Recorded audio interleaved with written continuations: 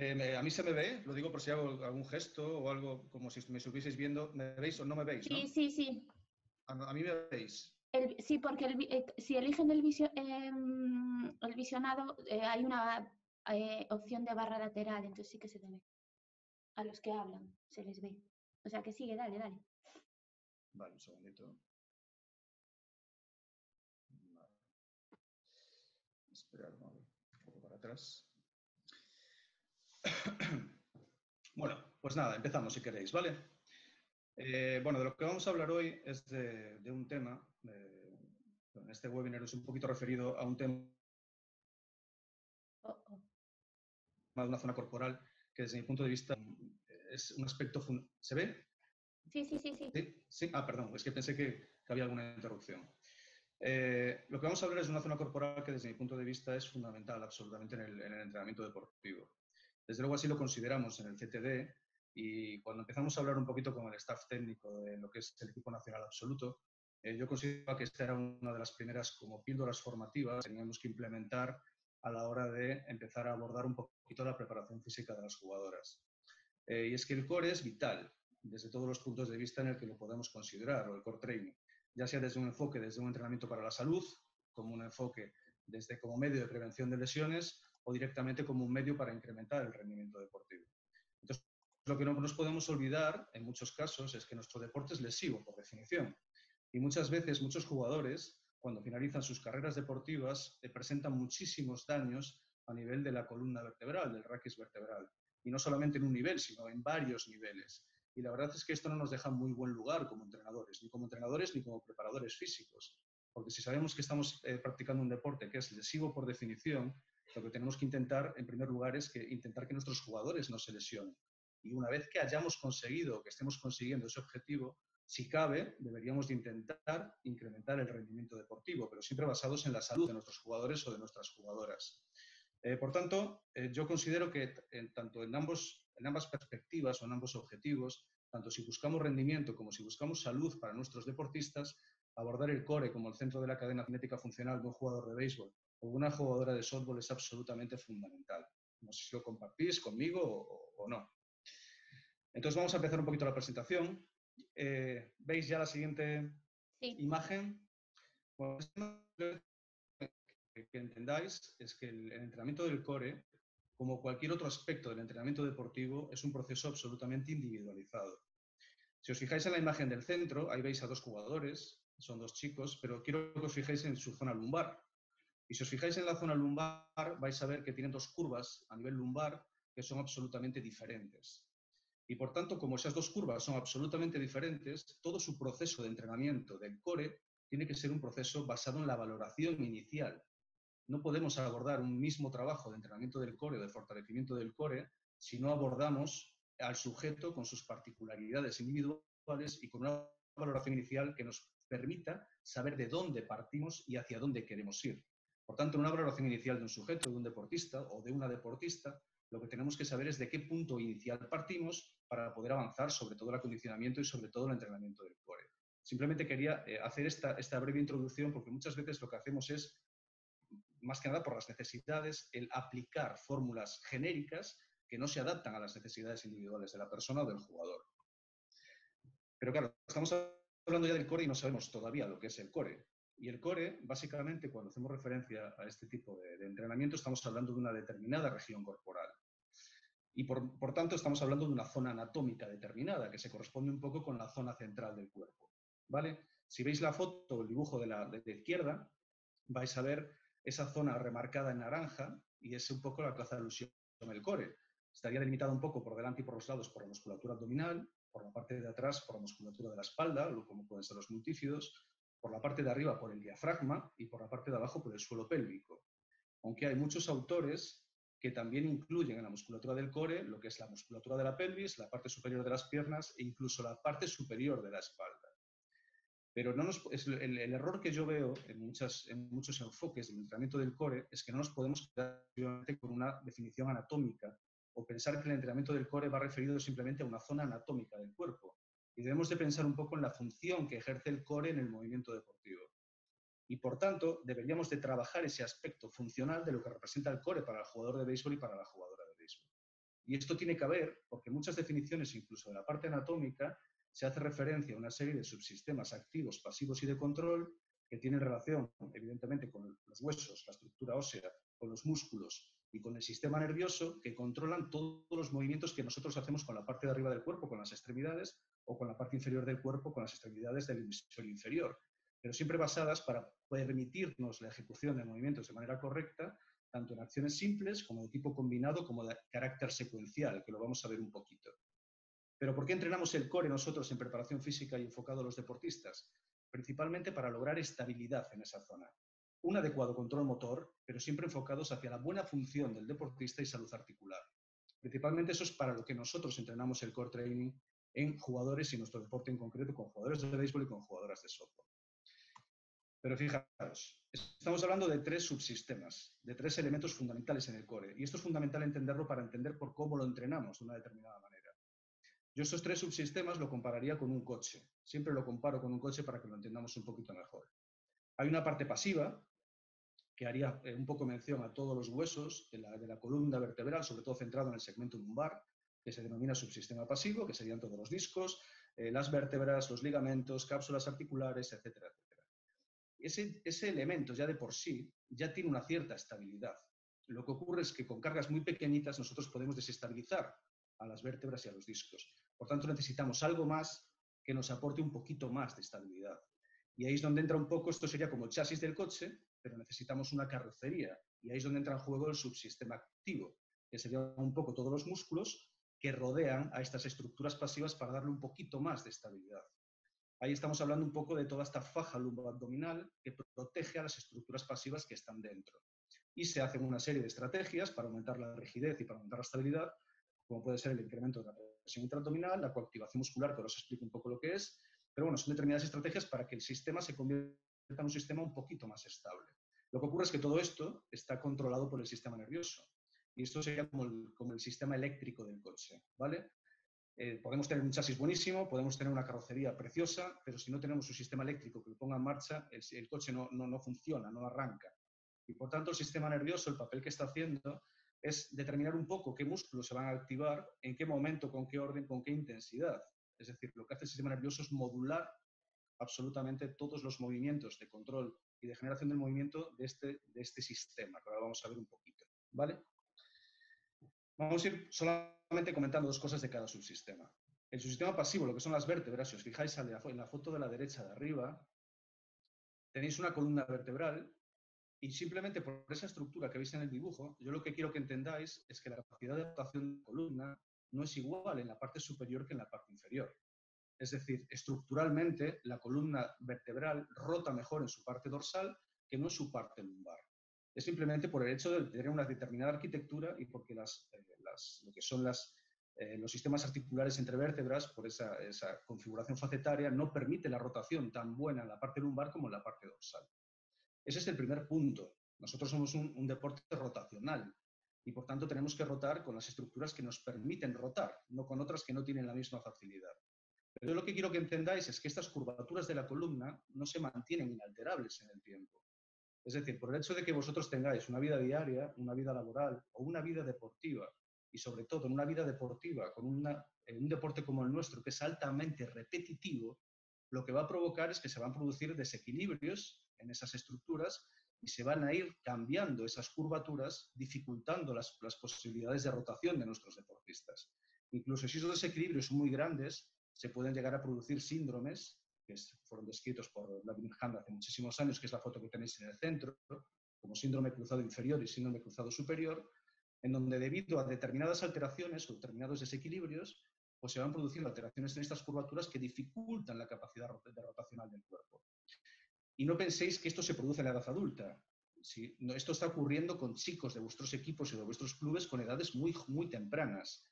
Si os fijáis en la foto de la izquierda de abajo, ese chico es un deportista nuestro del CTD de 14 años, y si os fijáis en la foto de la izquierda, que es la primera valoración postural que nosotros hacemos, pues tiene bastantes síntomas, bastantes características que se asemejan mucho a estos síndromes cruzado superior e inferior que veis en la foto del centro. La evolución de este chico en 12 semanas es la que veis, solamente en 12 semanas de entrenamiento. en donde lo primero que hacemos es corregir la postura y poner las cosas en su sitio para que sus movimientos se realicen en planos de movimiento y a través de ejes correctos que le faciliten la capacidad de hacer un movimiento rotacional. ¿Vale? Luego, el subsistema activo. ¿Qué es esto? ¿Qué es esto de los músculos? Los músculos son todo lo que rodea la musculatura lumbar-abdominal y hay muchísimas clasificaciones de estos músculos a nivel de entrenamiento del core, pero no son más que esto, que simplemente definiciones y configuraciones o clasificaciones. Pero hay una que particularmente para mí es súper útil. Pancho, perdona. Sí. Pregunta Clara que cómo se corrigen las curvaturas. Es un poco genérico. Es ¿Ya? que es bastante complejo decirte eso, pero es que no sabría decirte porque hay que ver el caso en concreto de cómo se corrigen las curvaturas. Nosotros vemos que nos llega un deportista con una determinada actitud postural y esa actitud postural muchas veces es posible corregirlo y otras veces no es posible, porque a veces hay otras cosas inmersas, como puede haber un acuñamiento vertebral que no permite el reposicionamiento a nivel postural. El 80% son problemas posturales y un problema postural sí es corregible, pero eso hay que ir compensando todo el sistema, compensando todo el entrenamiento y tratando de que el sistema funcione de manera correcta. Básicamente es plantear un entrenamiento compensando todos los desequilibrios que vemos que hay en ese sujeto o en ese jugador. Pero claro, es muy extenso de decirte. O sea, lo que nos dicen los síndromes cruzados es que hay graves desequilibrios, como puede ser. Los síndromes cruzados son en X. Y si hay una debilidad glútea, posiblemente haya pues, debilidad abdominal o inhibición glútea, tensión de los isquiotibiales. Es decir, ahí se van produciendo una serie de relaciones con las que nosotros jugamos para tirar de unas cuerdas por pares de fuerzas que vayan posicionando correctamente la cadera y ajustando perfectamente el sistema y eliminando las curvaturas de la columna. Casi siempre hay una curvatura principal y otra accesoria, y nosotros bueno, hacemos unas pruebas de valoración en donde sacamos unos índices tiflordóticos y en función de esos índices sabemos en qué curvatura actuar.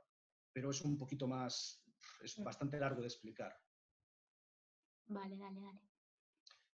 Bueno, hay esta clasificación de los músculos del subsistema activo que a mí me parece especialmente buena por el hecho de que nos dice cómo actúan a nivel de función estos grupos musculares. Hay una musculatura que es local y una musculatura más global. Los locales, lo que nos dicen es musculatura profunda, que tiene inserción directamente en las vértebras. Son músculos que no tienen prácticamente capacidad de movimiento, muy poca, pero que sí tienen un gran control a nivel intersegmentario en las vértebras del raquis. Y tienen gran capacidad de información de cómo se está produciendo el movimiento. Y por otro lado, está la musculatura global, que son músculos más grandes, más largos, que no insertan en las vértebras y que tienen una gran capacidad de movimiento y que también estabilizan en función de que vayan un poco según la música que le va dando la musculatura local. Tienen que ir en armonía los dos grupos, tanto los locales como los globales. Y esto es un poco como si estuviésemos viendo el mástil de un barco.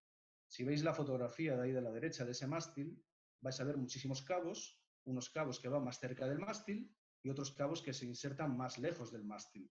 Pues eso es un poco la función de toda esta musculatura local y global.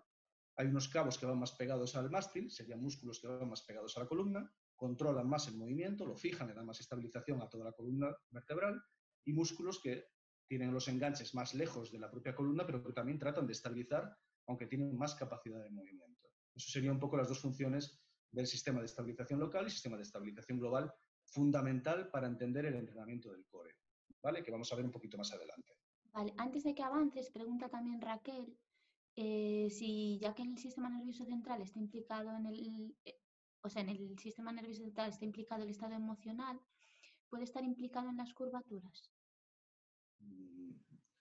No lo sé. Realmente no sé hasta qué punto el sistema nervioso influye a nivel mecánico. No lo sé exactamente. Yo entiendo que el sistema nervioso es fundamental a la hora de modular y de activar para que las unidades motoras de cada músculo se activen de una determinada manera en función de la orden que se les da. Pero yo creo que el problema postural, siempre y cuando sea reductible, obedece más a desequilibrios que a aspectos del sistema nervioso. No estoy seguro, no lo sé, la verdad es que nunca se ha planteado, nunca he estudiado nada referente a cómo puede. Y es evidente que hay músculos más tónicos y más fásicos que actúan a nivel de verse más debilitados o más acortados, y eso influye también a nivel mecánico en los diferentes segmentos corporales. Pero cómo influye el sistema nervioso, realmente no lo sé a nivel postural. Ahí eso sí que no te lo podría decir. Pregunta clara también, pero supongo que lo vas a hablar ahora, que hay que trabajar la espalda para el tema de la curvatura. Pero bueno, como vas a hablar de cómo se trabaja Claro. el core, es un poco lo que vas a Claro. hablar. Realmente, a ver, las curvaturas de la espalda, nosotros tenemos unas curvaturas naturales que están perfectamente delimitadas en ese plano. El problema de una curvatura no es la curvatura en sí. El problema de la curvatura es que sea excesiva. O sea, curvaturas tenemos que tener. Tenemos que tener cifosis dorsal y lordosis lumbar. Pero el problema es cuando esa curvatura supone un exceso de curvatura que dificulta la capacidad de rotación. O sea, luego lo vamos a ver. Mucha gente basa su sistema de entrenamiento del core en encogimientos. Es decir, todo el entrenamiento de esa persona va enfocado al recto anterior abdominal. Y el recto anterior abdominal, nos guste o no, inserta en el diafragma, inserta en el esternón. Y si nosotros tenemos un acortamiento y una dominancia de ese músculo, lo que estamos provocando es una depresión de la cavidad torácica. Y la depresión de la cavidad torácica aumenta la cifosis dorsal. Y la cifosis dorsal disminuye la capacidad de rotación. Entonces, esto va unido. Y nosotros, yo esto ya lo dije muchas veces, cuando muchas veces vemos equipos y hacen un castigo a un jugador, le dicen 45 abdominales, 45 encogimientos, y va todo en contra del sistema de movimiento del jugador. Es decir, todo influye para desequilibrar un sistema. Cuando tenéis un niño sentado en clase durante 6 horas diarias, nosotros necesitamos tiempo para revertir todas las adaptaciones de la ausencia de movimiento. Es decir, esto no es cuestión solamente de tiempo que tenéis para entrenar con vuestros jugadores. Entrenáis 1 hora, pero las otras 23 del día no está bajo vuestra supervisión. Entonces, es todo importante y todo afecta a la postura y a las curvaturas de la columna. No solamente es la columna, la cadera fundamentalmente es la que va a determinar en qué posición se encuentra la columna vertebral. Vale. Bien, dale, Sí. dale. ¿Sí? Bueno, luego hay un tercer subsistema, que es el subsistema del sistema nervioso, que decía Raquel, que es el de control motor, en donde básicamente simplemente hace referencia a que en el entrenamiento de la musculatura del core se producen 2 mecanismos a nivel del sistema nervioso. Por un lado estaría un mecanismo de feedback control, ¿vale? Y otro mecanismo de feed-forward control. Estos mecanismos simplemente lo que hacen es que el feedback control es cuando imaginaros que tenéis un castillo, una fortaleza, ¿vale? Y directamente os lanzan una piedra contra los muros y la resistencia que nosotros podemos ofrecer es un ataque absolutamente inesperado, ¿vale? Y la resistencia a ese ataque va a depender de la dureza de la muralla del castillo. Sin embargo, cuando nosotros sabemos que nos van a atacar, es decir, preparamos la fortaleza para resistir mejor ese ataque. Entonces, básicamente son esos 2 mecanismos que hace el sistema nervioso.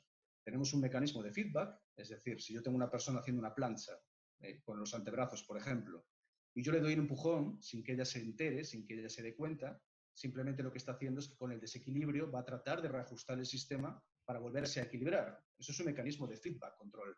Recibe un estímulo, en este caso táctil, y reacciona para tratar de reequilibrarse con un output motor. Recibe un input sensorial y un output motor.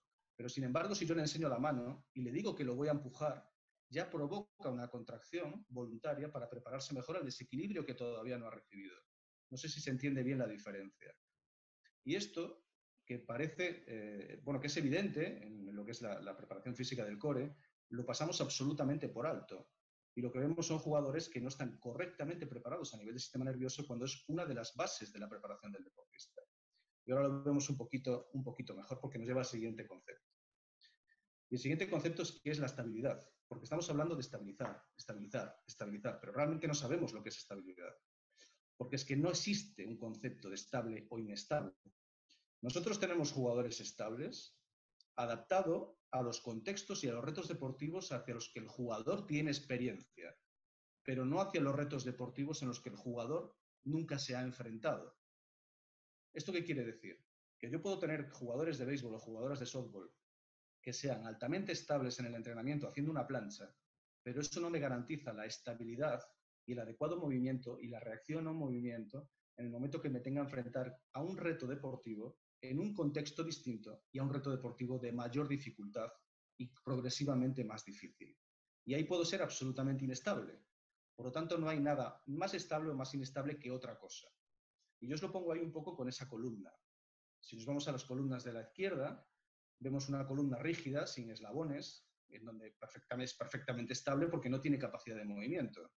Pero si le ponemos segmentos diferentes alturas a esa columna, como podría ser perfectamente la columna lumbar, puede resistir cargas compresivas de arriba a abajo, pero posiblemente yo pueda desestabilizarla lateralmente con una fuerza lateral. A medida que yo voy generando esas fuerzas, yo puedo provocar estabilidad. Pero entonces yo empiezo a ponerle enganches como las cuerdas, como ese sistema activo que es la musculatura. Pero si pongo cuerdas distales, las que se separaban mucho del mástil, posiblemente me den cierta estabilidad, pero si yo sigo aplicando fuerzas laterales, puedo desestabilizar la columna. Si yo solamente cuento con las cuerdas más pegadas al mástil, las estabilizadoras locales, yo posiblemente también pueda desequilibrar el sistema. Pero si cuento con los dos sistemas, las que están más pegadas al mástil y las más separadas del mástil, posiblemente tenga una mayor capacidad de estabilidad y de volver a una situación inicial previa al desequilibrio que se ha generado. Entonces nosotros no hablamos de más o menos estabilidad, simplemente lo que estamos hablando es que queremos jugadores y jugadoras cada vez más estables en el mayor número de contextos y con un mayor grado de exigencia. No siempre entrenamos igual, entrenamos cada vez más intenso, más complejo y más exigente. Eso es lo que yo quiero que entendieseis. Desde luego lo que tenemos absolutamente como dogma de fe en los profesionales de la preparación física es que nosotros tenemos que basar todo este complejo de estabilidad a nivel de la zona lumbar como una zona neutro-postural de la columna lumbar y donde la movilidad de caderas y la rotación de la columna torácica son fundamentales para el correcto funcionamiento de un patrón motor. Si esto está basado simplemente en un planteamiento que se denominó joint by joint de Gray Cook, en donde simplemente él lo que decía es que todas las articulaciones del cuerpo están conectadas en serie.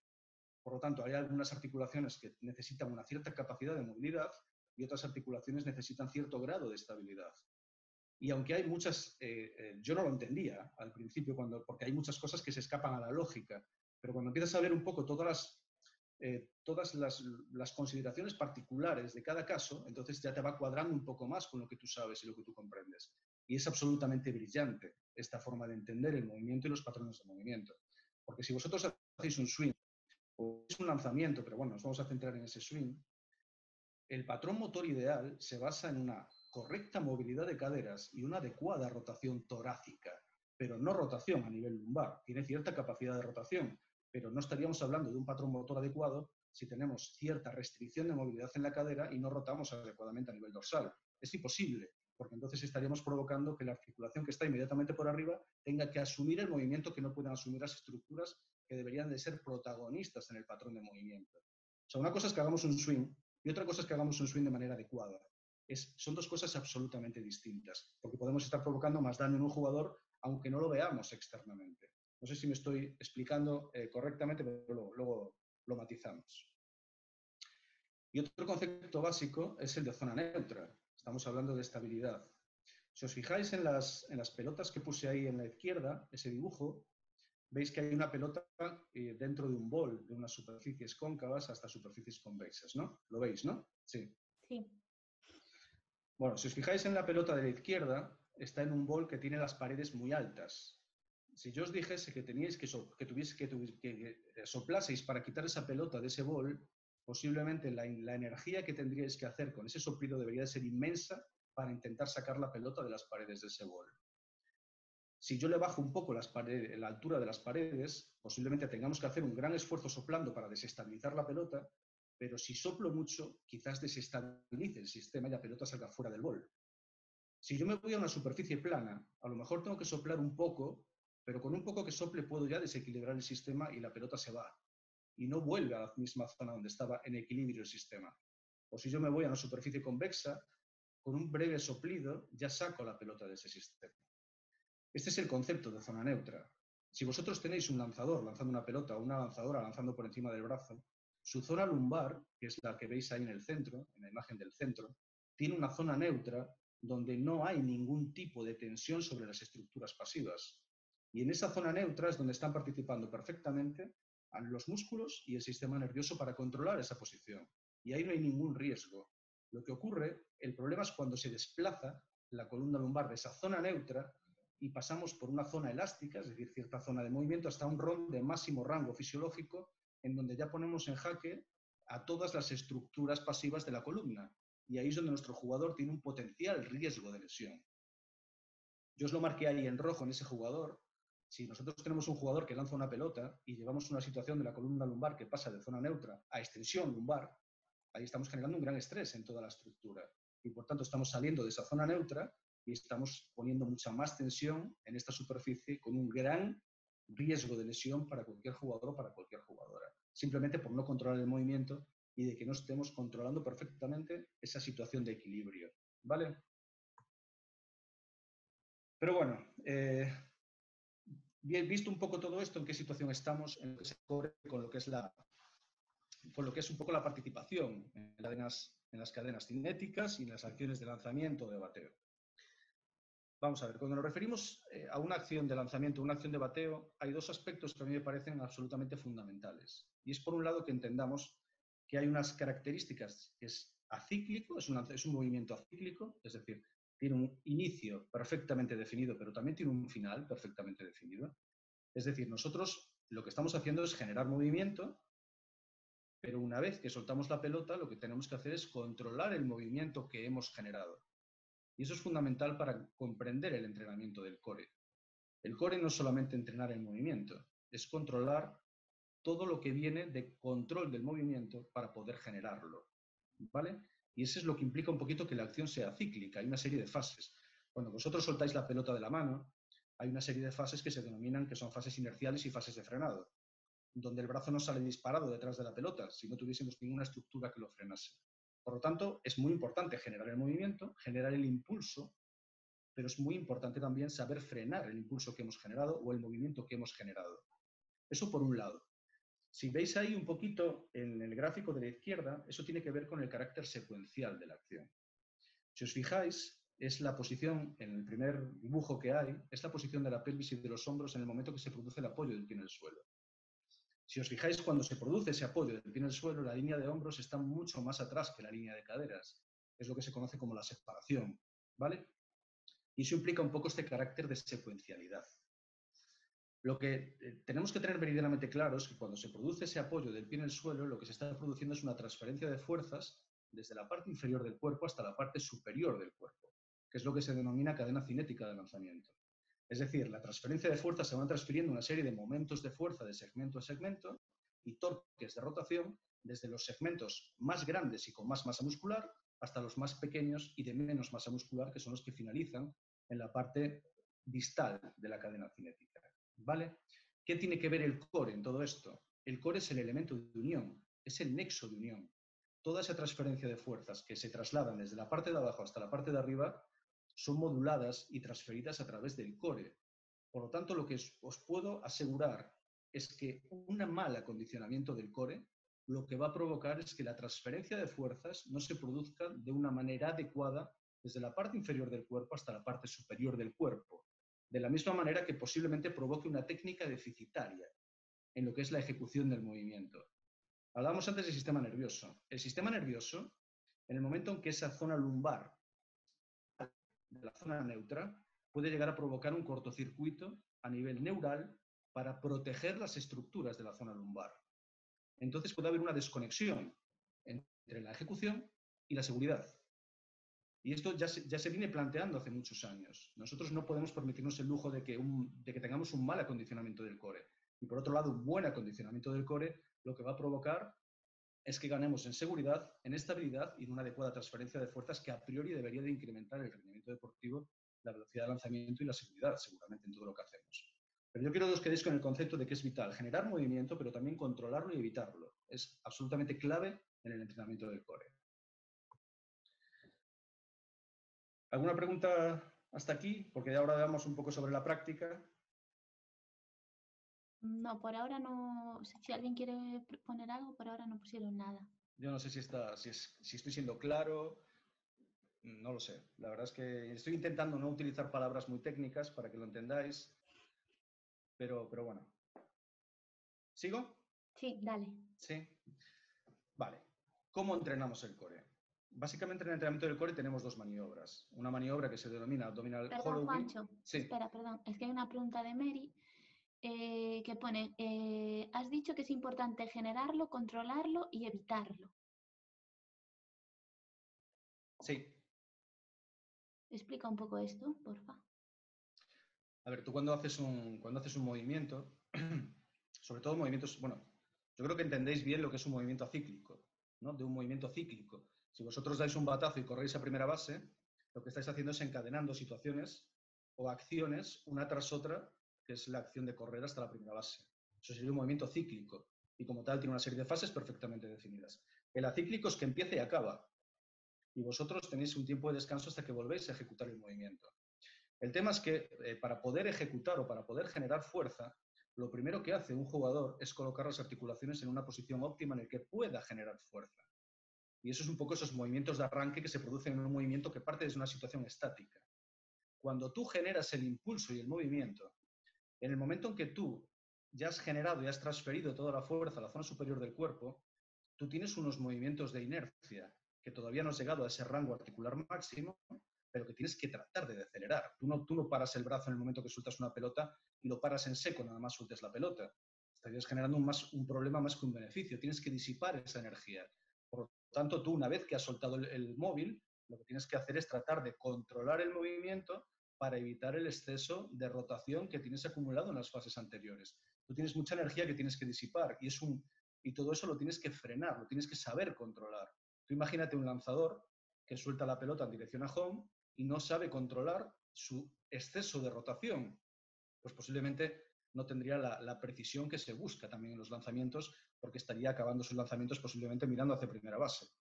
Es decir, tenemos que saber lanzar, tenemos que saber generar el movimiento, pero también frenarlo y decelerarlo. Yo creo que es absolutamente fundamental. Además, una de las metodologías que utilizamos en el entrenamiento es que antes de generar el movimiento tenemos que aprender a dominarlo, antes de movernos, que lo vais a ver un poquito ahora, un poquito más adelante. Es una de las premisas. Vale, dale.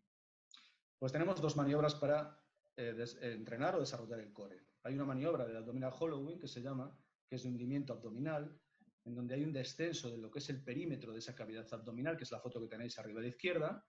Y luego tenemos una serie de maniobras. Esa va enfocada un poco más hacia la musculatura profunda, tiene sus pros y sus contras, que vamos a ver un poquito ahora.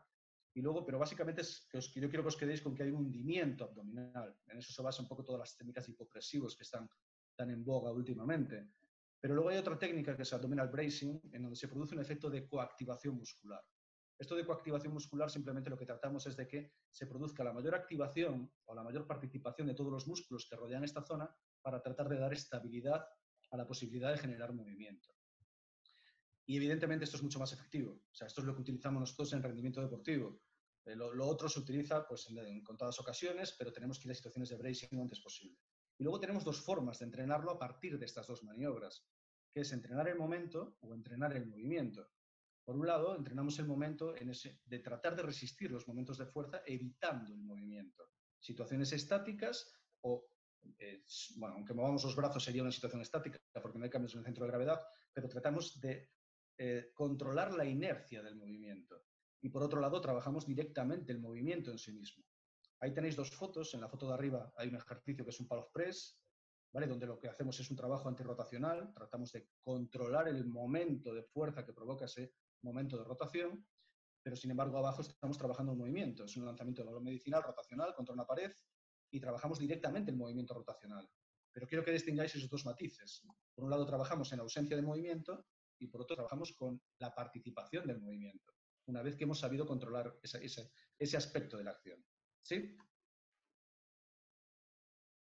Aquí tenéis un poquito en este cuadro las características del bracing y del hollowing. ¿Por qué utilizamos el bracing? Principalmente porque da mayor estabilidad de la zona lumbar, hasta un 64% más vía aumento de la presión intraabdominal, y porque haciendo bracing tenemos cargas bajas o moderadas de carga compresiva a nivel de discos, un 18% de la manera. La otra manera se utiliza a nivel estático, no hay absolutamente ninguna carga compresiva a nivel raquídeo, pero nos da una menor estabilidad del raquis lumbar, porque estamos haciendo hincapié solamente en una musculatura local que no participa al resto de toda la musculatura que tenemos disponible para estabilizar esa zona.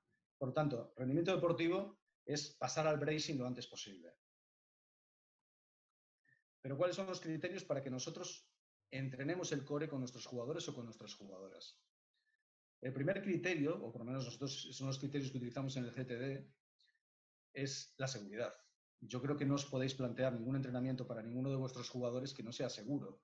No tendría sentido que nosotros entrenásemos bajo la consigna de que nos lesionásemos durante el entrenamiento. ¿Qué es seguridad en relación a esta zona corporal? Seguridad es la mínima carga adaptada a las capacidades de nuestros deportistas o de nuestras deportistas. Es decir, no podemos plantear situaciones o plantear ejercicios dirigidos a esta zona corporal, bueno, ni a ninguna, pero en concreto a esta zona corporal, en donde el deportista no tenga la capacidad de ejecutarlo de forma correcta, porque no tendría ningún sentido a nivel de rendimiento. Y por otro lado, tendremos que movernos en el entrenamiento del core en lo que se conoce como movimientos en RAS, en rangos articulares seguros. Si nosotros tenemos un deporte, el béisbol o el softball, que es lesivo por definición, lo que no puedo hacer es que mis jugadores permanentemente en el entrenamiento se muevan en rangos articulares potencialmente lesivos. Sería absolutamente absurdo, porque lo que llevaría es a mis jugadores a una situación de potencialidad a nivel lesivo brutal, bien en competición o bien en entrenamiento.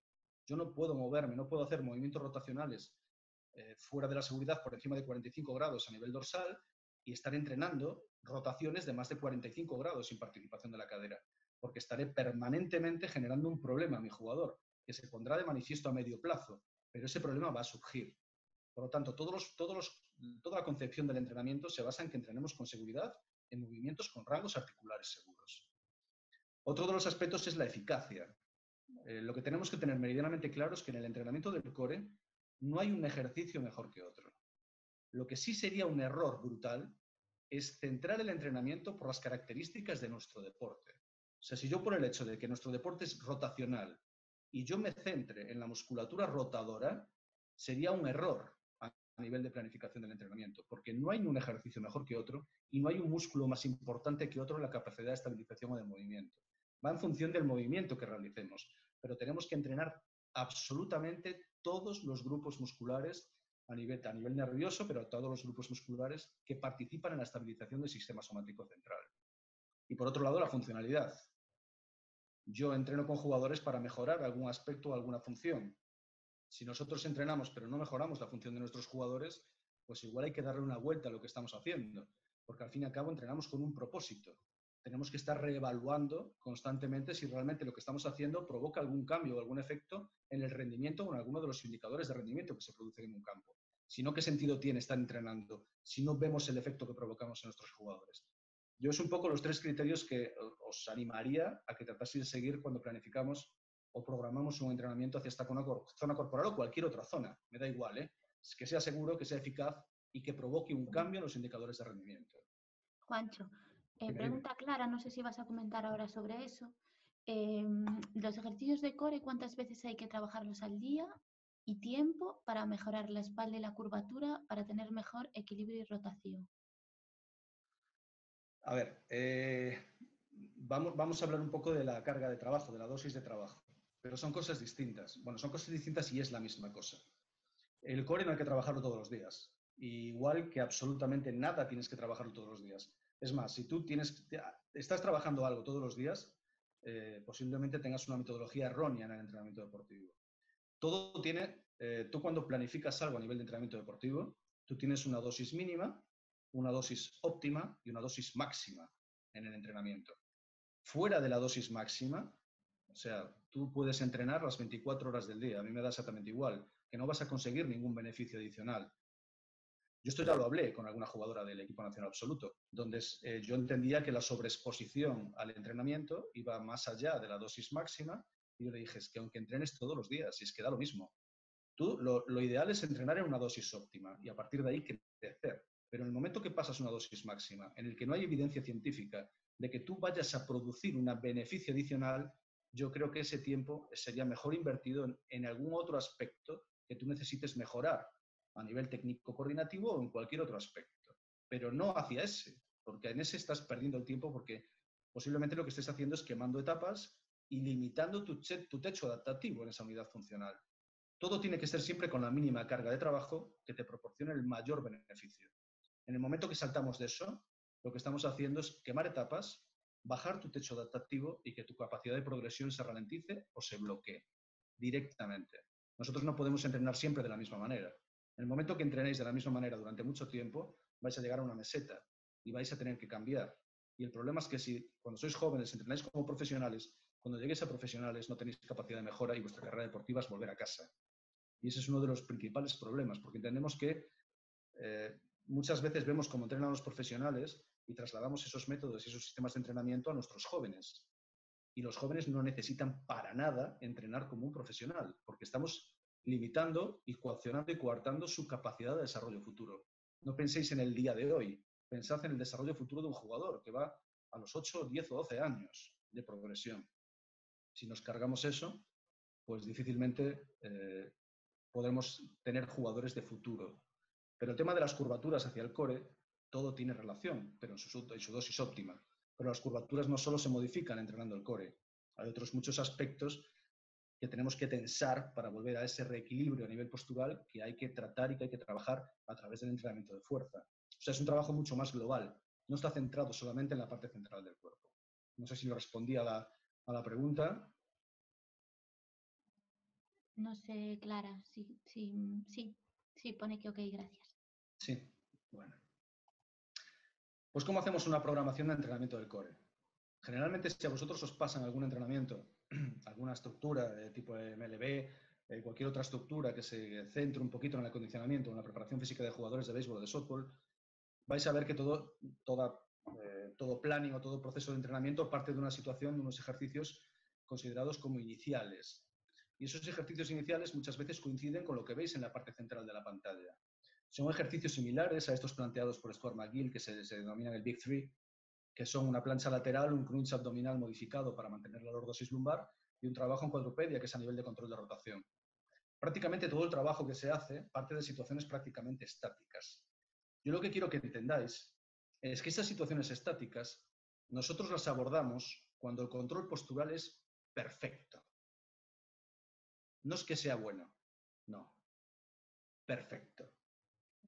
Y es un matiz muy importante, porque antes de entrar en una situación de Big Three, de situaciones estáticas, de trabajo de movimiento, de isometría, hay un trabajo previo brutal en el entrenamiento del core.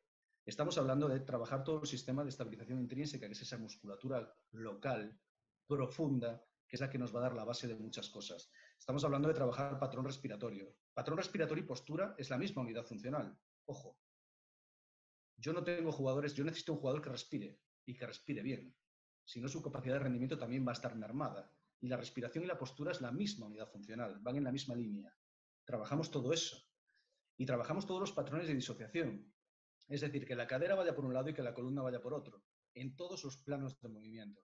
Construimos un squat, hacemos 40.000 cosas, rotación en bloque, trabajamos muchísimos aspectos antes de llegar a esa situación, insisto, perfecta. Lo que no tiene sentido es hacer una plancha abdominal sin controlar la anteversión de cadera, que la cadera se nos vaya hacia adelante y se incremente la curvatura a nivel lumbar. Porque eso tiene al rendimiento lo que irte a la playa con una sombrilla. Nada. Cero. Por tanto, estas situaciones que parecen simples tienen que partir de una posición postural perfecta. No tiene ningún sentido progresar en intensidad sobre ejercicios mal ejecutados y mal controlados a nivel motor. Eso es lo que quiero que quede absolutamente claro, porque luego el rendimiento no se pone de manifiesto en un campo de béisbol. Y todo tiene que ser perfecto, y el detalle es lo que marca la diferencia. Una vez que nosotros consigamos esa situación de Big Three perfecta, insisto, es cuando podemos progresar desde esa situación estática y bueno, a fases siguientes con todos los ejercicios de que hemos trabajado en el trabajo previo a esa situación. A partir de aquí, eso es lo que nos va a posibilitar integrar el trabajo de fuerza con el acondicionamiento de la zona central. Y a partir de que consigamos trabajar o potenciar el core a través del entrenamiento de fuerza, es cuando vamos variando el predominio de la velocidad de ejecución con cargas medias, con cargas bajas, en donde tengamos diferentes aplicaciones de fuerza para tener diferentes impactos. Si yo trabajo en cargas más altas, mi velocidad de ejecución es más lenta, y si trabajo en cargas más bajas, mi velocidad de ejecución es más rápida. Pero yo no puedo trabajar el movimiento si no controlo el movimiento. Es algo sistemáticamente de libro. Por lo tanto, nosotros tenemos que empezar a controlar primero el movimiento para poder generarlo. Lo que no tiene mucho sentido es ver a niños trabajando con un balón medicinal con velocidades de ejecución altas sin un control motor adecuado. Porque lo que estamos haciendo es un mayor daño más que un gran beneficio. Por tanto, yo me tengo que asegurar de que cuando genero el movimiento soy capaz de controlarlo y que hay un perfecto control de la estabilidad de esa zona a nivel central. Os lo pongo aquí un poco, resumido, Un poco el concepto que os quiero trasladar.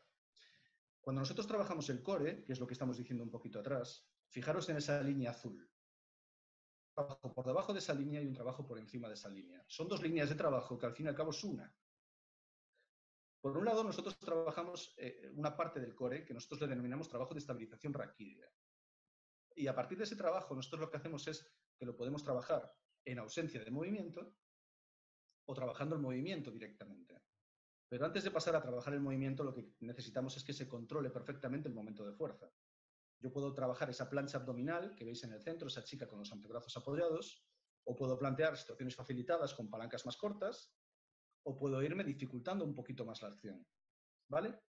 Pero lo que en todo caso yo lo que quiero que entendáis es que yo no puedo pasar de nivel hasta que el control de la articulación a nivel central de la cadera y de la espalda es perfecto. Yo puedo incrementar la intensidad del ejercicio, pero incrementar la intensidad del ejercicio sin el control motor adecuado sobre las articulaciones, a nivel de rendimiento es nulo.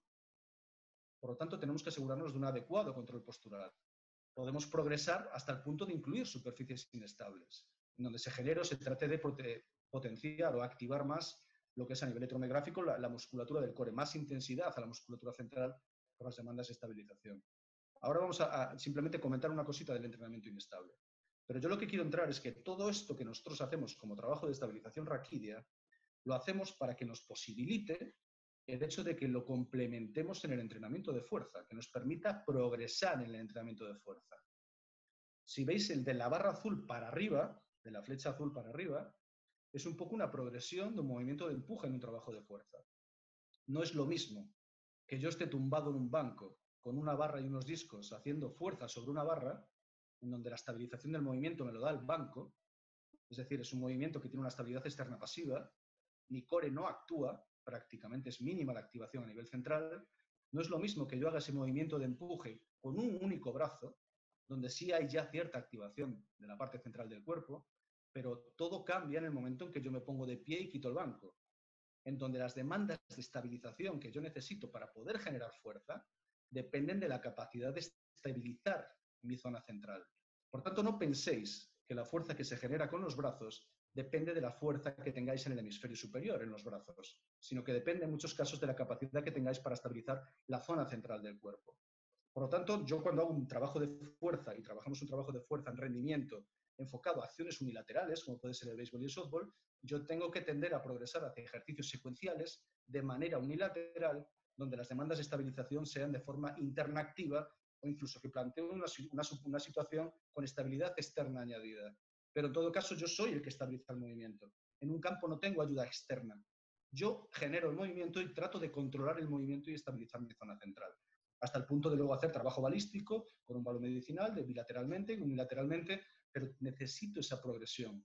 Y si no tengo un buen acondicionamiento de la zona del core a través de un trabajo correcto de estabilización raquídea, yo no puedo afrontar ese tipo de retos. Y por tanto, si yo no afronto esos retos, yo no puedo progresar a nivel de rendimiento en un campo de béisbol o de softball. Es imposible. ¿Sí? Juancho, te Sí. pregunta Jorge Franco si podemos considerar que los entrenos con TRX son entrenamientos core. Sí, absolutamente. El entrenamiento TRX es entrenamiento de suspensión, donde estás aportando, de hecho ahí tienes una foto con la inestabilidad de esa chica, bueno, está haciendo un squat unilateral, pero el entrenamiento del core, vamos a ver, tú cuando, precisamente de lo que iba a hablar es de la inestabilidad añadida, externa añadida. El entrenamiento del core, desde mi punto de vista, con TRX tiene dos aspectos importantes. Primero que el entrenamiento del core a través de TRX estás dando una inestabilidad externa añadida. Y eso tiene un posible beneficio y una posible contraindicación.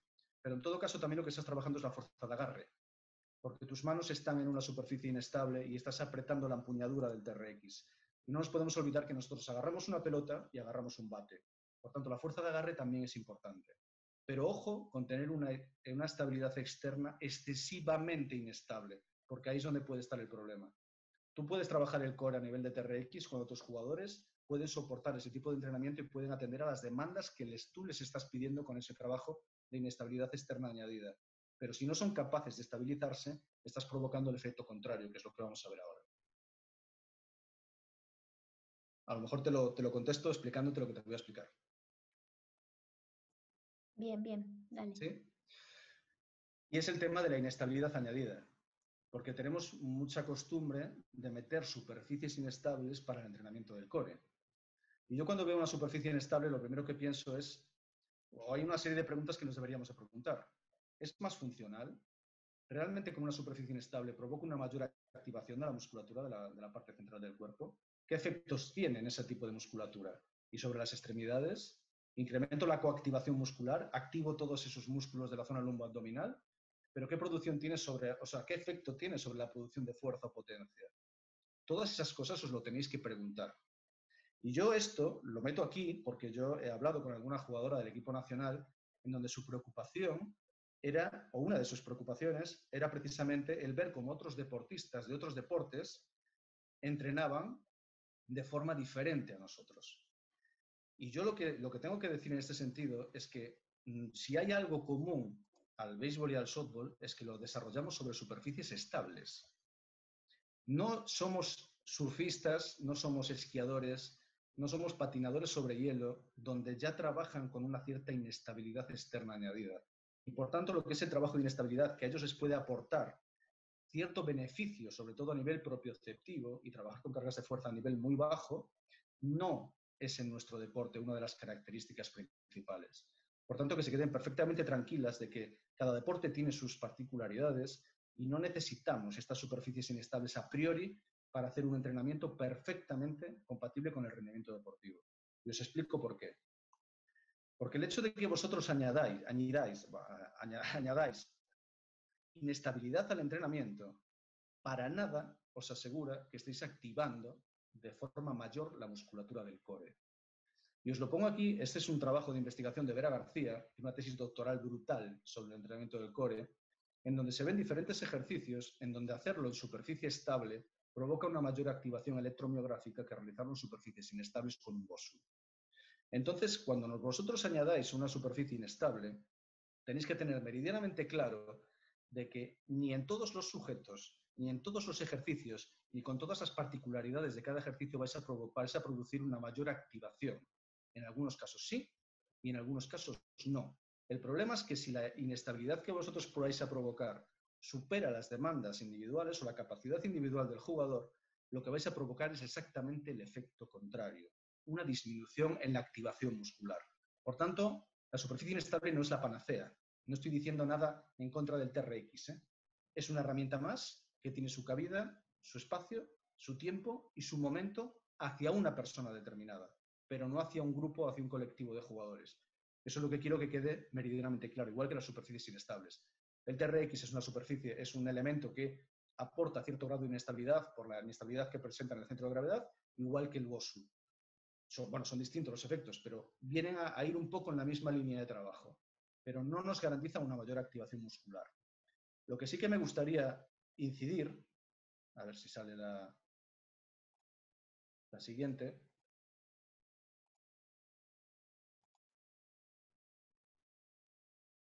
Se ha quedado pillado.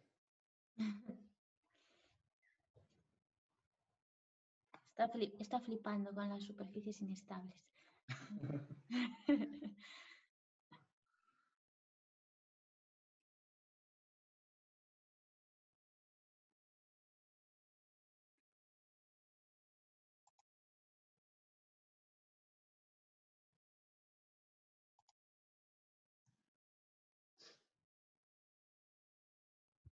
Juancho, entonces vosotros en el CTD prácticamente no utilizáis superficies inestables. Por ahora prácticamente no. De hecho, el BOSU solamente lo utilizan para un ejercicio, no tiene nada que ver con el trabajo del core, para nada. Vale. Bueno, de hecho hay muchas estructuras que son los padres del entrenamiento funcional, que este tipo de elementos, el BOSU, solo lo utilizan para un ejercicio. No lo utilizan para ¿Y qué ejercicio? Curiosidad. los fondos de brazos con el BOSU en situación invertida. Ah, vale. O sea, es el único ejercicio, evidentemente, estamos hablando de rendimiento. Si te vas al mundo de la rehabilitación, posiblemente las superficies inestables tengan una cabida un poquito mayor a nivel propioceptivo, etcétera, etcétera, sí, etcétera. Pero bueno, a nivel de rendimiento, poco lo utilizamos. Pregunta Jacobo si los ejercicios de inestabilidad serían un complemento al entrenamiento. Espera, estoy buscando la... Ahora te respondo, Jacobo. Vale.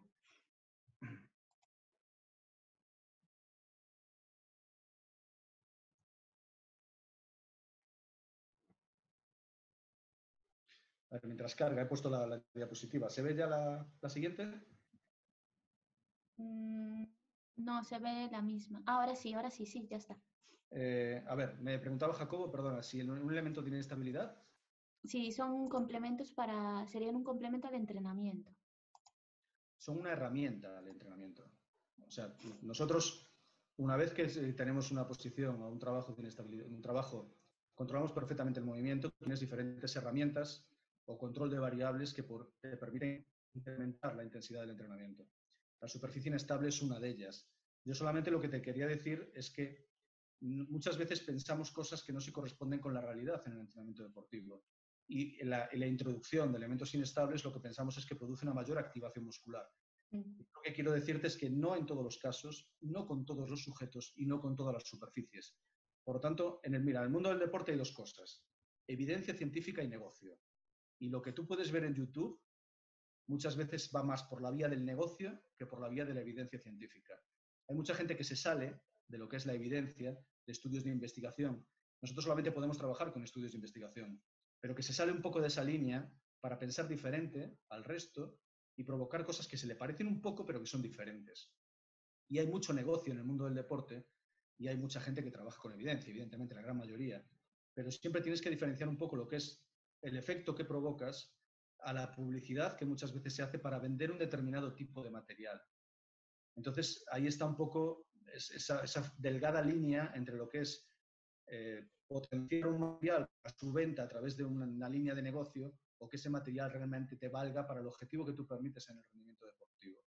Y eso es lo que trato de hacerte ver, de que el entrenamiento inestable no es la panacea, ni muchísimo menos a través del core. Vale. Pero es una herramienta perfectamente utilizable, pero insisto, en el momento adecuado y con la persona correcta, no con todo el mundo. ¿Sí? Bien, pero el tema, ¿qué efecto tiene el trabajar en superficies inestables sobre la producción de fuerza y potencia? Pues toda, porque el hecho de que nosotros traslademos ejercicios tradicionales de fuerza a realizarlos sobre una superficie inestable, lo que provocan es un descenso entre un 12 y un 80% en la producción de fuerza y de potencia. Y si lo hacemos un poco mirando el promedio entre todos los ejercicios que se utilizan, constatamos que hay un 29,3% de descenso en la producción de fuerza en la realización de estos elementos. ¿Por qué? Porque cuando utilizamos un elemento inestable, lo que estamos haciendo es provocando una mayor inestabilidad, activamos más la musculatura central del cuerpo, pero aumentamos la rigidez en las articulaciones. Y ese efecto de protección lo que provoca es que seamos capaces de generar menos fuerza o que podamos generar menos fuerza sobre las extremidades. ¿Sí? Sí. ¿Se me oye, no? Sí, sí. Vale. Entonces, ¿cómo programamos el entrenamiento del core? Lo que os voy a decir simplemente son unas líneas de cómo podéis plantear el entrenamiento del core con vuestros jugadores. Lo primero es que baséis el entrenamiento en las posibilidades de movimiento del tronco. Bueno, realmente son posibilidades de movimiento de la cadera, pero vosotros podéis flexionar, extender, inclinar lateralmente el tronco o incluso rotar el tronco. Entonces, esos 4 patrones de movimiento son los que vosotros vais a tener que trabajar. Y que lo simplifiquéis precisamente esos 4 patrones que suelen ir asociados a la posición en la que el deportista adopte en el momento del entrenamiento. Podéis trabajar una plancha lateral, boca abajo, boca arriba o una cuadrupedia para trabajar un trabajo de rotación. No es necesario una cuadrupedia, pero bueno, es para que veáis un poco los 4 enfoques que van asociados a 4 patrones de movimiento, asociados a las posturas que adopta el deportista en un determinado ejercicio. Porque las características de un ejercicio van asociadas a las características biomecánicas de ese ejercicio asociado a la postura. Por eso le damos variedad al entrenamiento. Son las paredes del bol, de la pelota, que nosotros tenemos que fortalecer en todas sus dimensiones. Se dijo, McGill, basado en estudios de Bermark, de que en la zona lumbar hay 36 dimensiones a nivel articular. Si nos falla una, la pelota sale rodando por esa pendiente y es donde perderíamos la estabilidad en el movimiento y sería un hándicap a la hora de ejecutar un movimiento. Por tanto, tenemos que atender a todas esas dimensiones y lo hacemos en base a cambiar la postura del jugador o de la jugadora. Y lo podemos ejecutar en ausencia de movimiento, trabajando el momento, o bien realizando el movimiento en ese plano en concreto o con esa postura en concreta que nosotros queramos hacer. ¿Vale? Esto es lo que estuvimos explicando un poquito antes de entrar en esta parte. Juancho, sí. Mira, una pregunta. Dice Sarai, con respecto a esto que estabas mencionando de la estabilidad. El otro día enviaron un vídeo de una lanzadora. Lanzando de rodillas sobre un fitball. Y hablaba de la estabilidad que tenía gracias al core. ¿Qué opinión tienes sobre eso? A ver, volvemos a lo mismo. El objetivo es que todo va basado un poco en el objetivo del ejercicio. ¿Qué es lo que tú buscas con ese ejercicio? El hecho de que tú estés de rodillas en una superficie inestable, lo que va a hacer de manera intrínseca es aumentar las demandas de estabilización. Si fuese de pie, posiblemente tiene más articulaciones, tendría más rigidez en más articulaciones y su capacidad de generar fuerza sería mucho menor. Por lo tanto, si el objetivo del ejercicio es aumentar las demandas de estabilización a nivel intrínseco en la musculatura del core, podría ser, porque antes de que tú realices una activación, sobre todo del transverso abdominal, va asociado a los movimientos del brazo.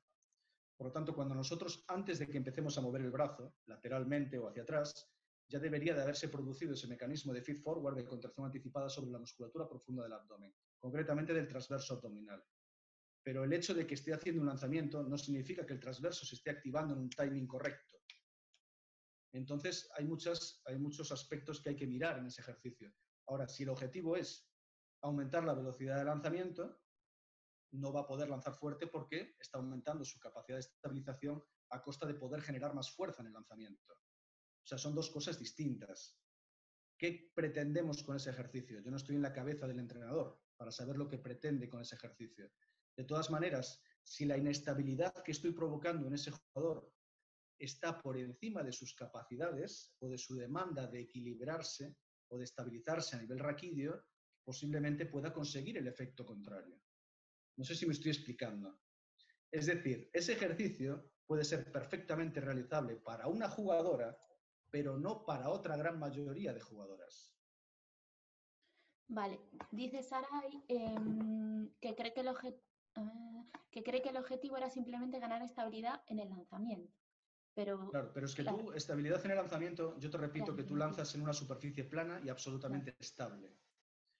Entonces, el hecho de que tú metas una superficie que genere una inestabilidad externa añadida, el objetivo general suele ser incrementar las demandas de estabilización y de aumentar lo que es la coactivación muscular en toda esa zona. Pero todo va a depender de la demanda, de la capacidad que tenga la jugadora de producir la estabilización correcta. Si el ejercicio está por encima de tus capacidades, de tu capacidad de estabilización, estás consiguiendo posiblemente el efecto contrario. Yo no digo que sea un ejercicio erróneo, ni digo que ese ejercicio sea mejor que otros, pero tú puedes conseguir el mismo efecto sin utilizar superficie inestable. Seguro.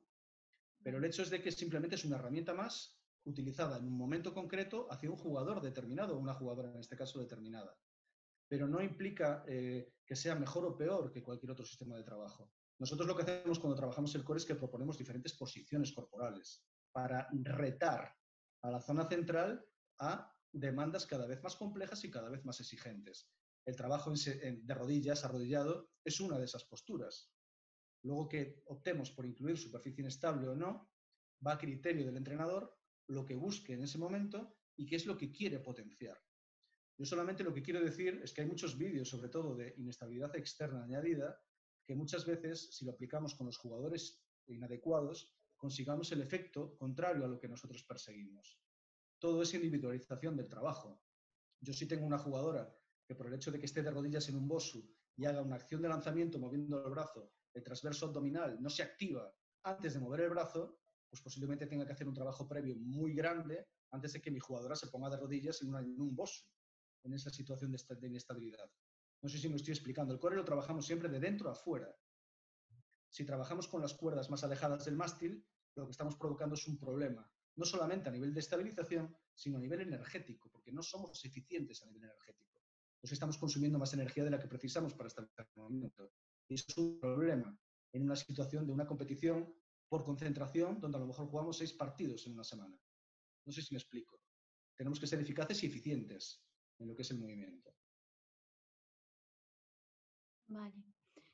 Hay otra pregunta de Merichel, cambiando un poco. A ver, hablando antes sobre los patrones de movimiento, respecto a que el inicio del movimiento se produce por los grupos musculares más grandes y la fuerza se va transmitiendo hacia los músculos más pequeños, es decir, desde las piernas hasta los brazos y pasando por el core. ¿Qué opinas sobre hacer ejercicios de bateo de rodillas donde desconectas totalmente la parte inferior del cuerpo, por ejemplo? Bueno, a ver, es que yo creo que va más asociado a un trabajo de tipo técnico. Tú puedes trabajar la técnica de manera global o de manera analítica.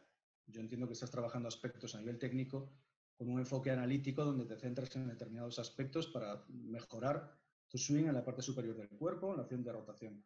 El problema de hacer un swing de rodillas, si el swing es completo, es que tú excedas el rango articular seguro.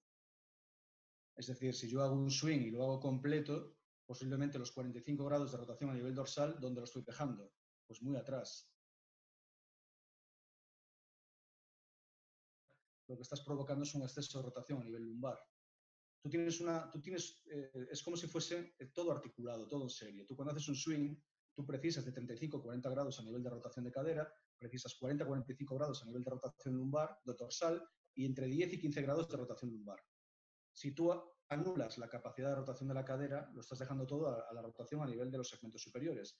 Por lo tanto, un swing completo está sobrepasando los 45 grados casi con toda seguridad. No es que esté bien o esté mal, simplemente que te estás moviendo en un rango articular no seguro, que es potencialmente lesivo.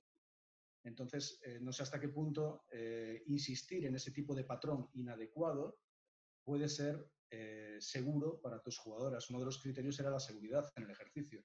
Pero yo te hablo a nivel de planteamiento físico.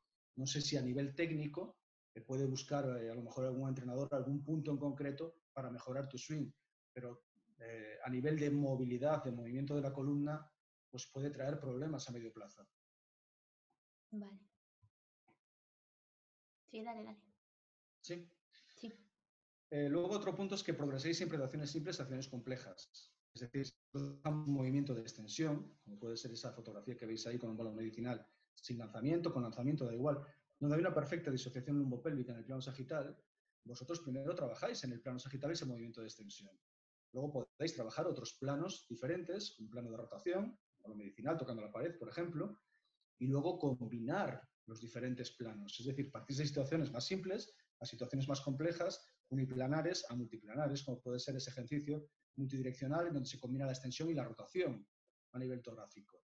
Pues siempre partir de situaciones más simples a más complejas, pero que el jugador siempre tenga capacidad de realizarlo de manera perfecta. De verdad, no me cansaré de decirlo. El hecho de que hagamos un movimiento, a cómo hacemos el movimiento, hay un mundo. Por tanto, ser estrictos, buscar la excelencia deportiva en cada uno de los movimientos de vuestros jugadores. Si no, no hay manera de que el movimiento se realice de manera óptima. Otro de los puntos es la periodización del trabajo. No podemos entrenar siempre de la misma manera. No podemos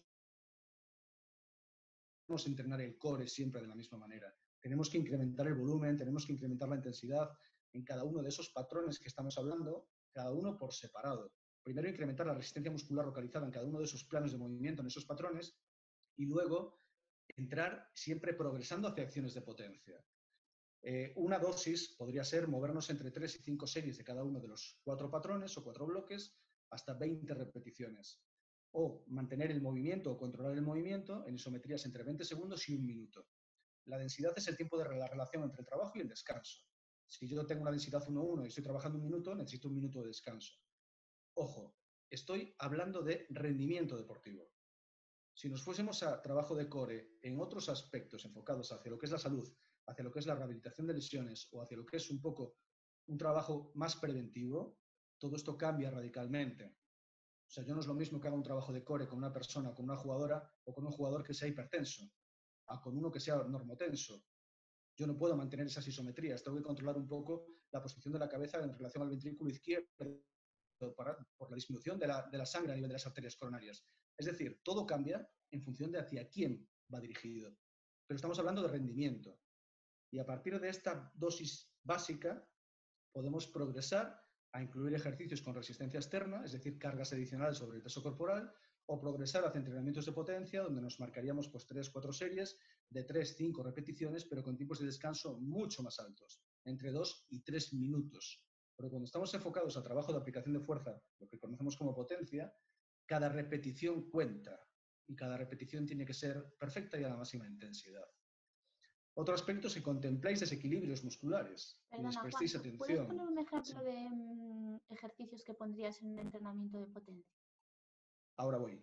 Lo siguiente es esa parte. Que contempléis desequilibrios musculares. Y con esto lo que quiero decir es que derivéis. Que si tenéis dudas y veis a un jugador que puede presentar algún tipo de desequilibrio, que hay muchos profesionales del deporte a los que les podéis pedir ayuda. Entonces, no es ningún fracaso para nadie, ni para mí el primero, en derivar a un deportista hacia un profesional que tenga competencia en lo que yo quiero consultar. Entonces, no tengáis miedo. Nosotros, evidentemente, estamos en un deporte que lo somos todo, en todos los aspectos. Somos preparadores físicos, somos managers, somos pitching coach, somos todo. Pero que derivemos a profesionales que tengan competencia, o bien a nivel médico de la salud o a nivel de cualquier otra índole, si tenemos alguna duda con algún jugador. Porque lo primero que pretendemos es la salud de los jugadores. Ese es el primer peldaño. ¿Cómo deben de ser las sesiones cuando hacemos una sesión de entrenamiento del core? Deberíamos de incluir los 4 patrones. Es decir, esos 4 patrones de movimiento o esas 4 posiciones, incluirlas en todas las sesiones. No es necesario. Siempre y cuando tengamos la dosis mínima de trabajo en el microciclo de entrenamiento semanal, sería suficiente. Pero lo normal es que si la sesión es diferenciada de una sesión de entrenamiento normal, incluyamos los 4 patrones. ¿Qué? Y trabajar de forma estática como El de papá forma gastó dinámica. demasiado. No, sí que sí. Sí. Sí, sí. Hacemos este matiz en lo que es el entrenamiento de potencia. Cuando hablamos de potencia, de RFD, es decir, de aplicación de fuerza en la unidad de tiempo, porque la potencia, yo soy de los que siempre defiende, bueno, no solamente yo, muchos entrenadores de que la potencia, no hay un entrenamiento de potencia en sí mismo, simplemente con el entrenamiento de fuerza estás mejorando la potencia. Pero cuando estamos hablando de aplicación de fuerza por unidad de tiempo, deberíamos de tener una experiencia y un bagaje previo de al menos 4 meses de dominio de todas las fases anteriores antes de hacer un trabajo de aplicación de fuerza en estas características. Pues nosotros podemos trabajar, nosotros en este deporte utilizamos mucho lo que es el balón medicinal y hay 2 tipos básicos de balón medicinal, los que son no reactivos y los que son reactivos. Si trabajamos con un balón medicinal, lo que intentamos es hacer diferentes retos al cuerpo en diferentes posiciones donde vamos retando a la estabilidad central y a la generación del movimiento. Pero siempre generando movimiento en la medida en que somos posibles de controlarlo. Y esto es muy importante. Estaríamos hablando de un trabajo entre 3 y 5 series, entre 1 y 5 repeticiones por cada balón, o por cada lanzamiento, o por cada gesto, con descansos de entre 2 y 5 minutos con un balón no reactivo. Lo que implica el balón no reactivo es que cuando nosotros lo soltamos y choca contra una superficie, se muere y cae. Tenemos que parar, recogerlo y volver a ejecutar el movimiento después de esos 2 o 5 minutos de descanso. Y podemos trabajar con balones reactivos, que choque contra la pared y nos vuelva otra vez hacia nosotros. Ahí estamos trabajando un poco más el timing de lo que es la activación, el control y la estabilidad y la generación de fuerza y de movimiento. Y ahí podríamos trabajar entre 3 series, entre 10 y 20 repeticiones, con descansos entre 60 y 90 segundos entre cada uno de los ejercicios. Estoy hablando siempre de ejercicios que son de flexión, de extensión, a nivel rotacional, todos esos patrones de los que estábamos hablando antes. No significa hacer el mismo patrón en todas las posiciones posibles, no. Estimulamos en una posición, en un patrón determinado, y basamos en esos 4 patrones: extensión, flexión, rotación e inclinación lateral. Y eso sería suficiente. Cuando hablo de 3-5 series, me refiero a cada uno de los patrones que vamos a desarrollar y tratar de retar para situaciones cada vez más intensas y situaciones cada vez más complejas. ¿Sí? Y cuando hablamos de que el core nos posibilita el entrenamiento de fuerza o progresar en el entrenamiento de fuerza, estamos hablando que todo lo que es, bueno, nosotros en el entrenamiento de fuerza progresamos de ejercicios simples a ejercicios complejos a ejercicios de carácter secuencial. Y cuando hablamos de ejercicios de carácter secuencial, yo estoy refiriéndome a todos esos cleans, snatch, o push jerk, que son esos movimientos olímpicos, o trabajar directamente con poleas multidireccionales, o incluso con algunos aparatos que están saliendo ahora que tienen bastante de inteligencia artificial, que son absolutamente espectaculares. Pero para poder hacer este tipo de entrenamiento de carácter secuencial, yo os aconsejo que debería de haber un trabajo, una experiencia previa de entre 8 y 12 meses de entrenamiento de fuerza.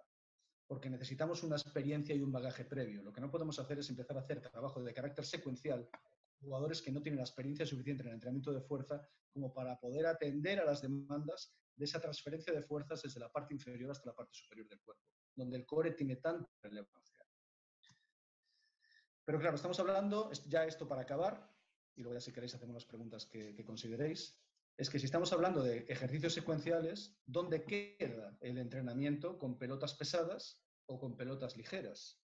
¿Esto es un entrenamiento del core dirigido hacia el centro de la cadena cinética o del sistema somático central?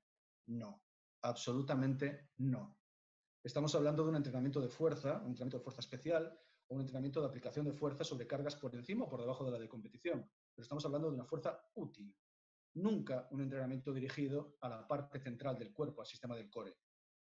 Porque el ejercicio que estamos haciendo es exactamente igual que el de competición, con las mismas características a nivel biomecánico, mismos ángulos articulares. Todo es exactamente igual. Por lo tanto, no podemos estar hablando de ese trabajo de core. Yo sobre esto solamente quiero haceros un pequeño apunte, sobre el trabajo con pelotas pesadas y ligeras. No penséis que por el hecho de estar lanzando una pelota de más de 5 onzas en el caso del béisbol, estáis generando un mayor estrés a las estructuras articulares del brazo. Porque no es así. O sea, realmente lanzar una pelota más pesada genera menos estrés, pero se mantiene durante más tiempo.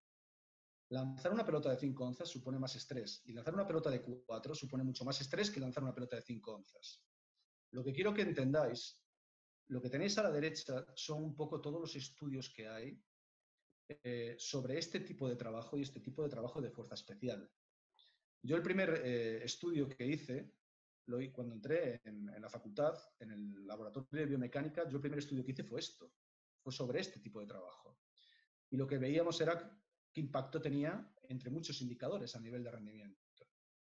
Pero lo que quiero que tengáis meridianamente claro es que todos estos estudios tienen una duración de entre 6 y 12 semanas.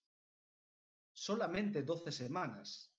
Y la gran mayoría están en 6 o en 8.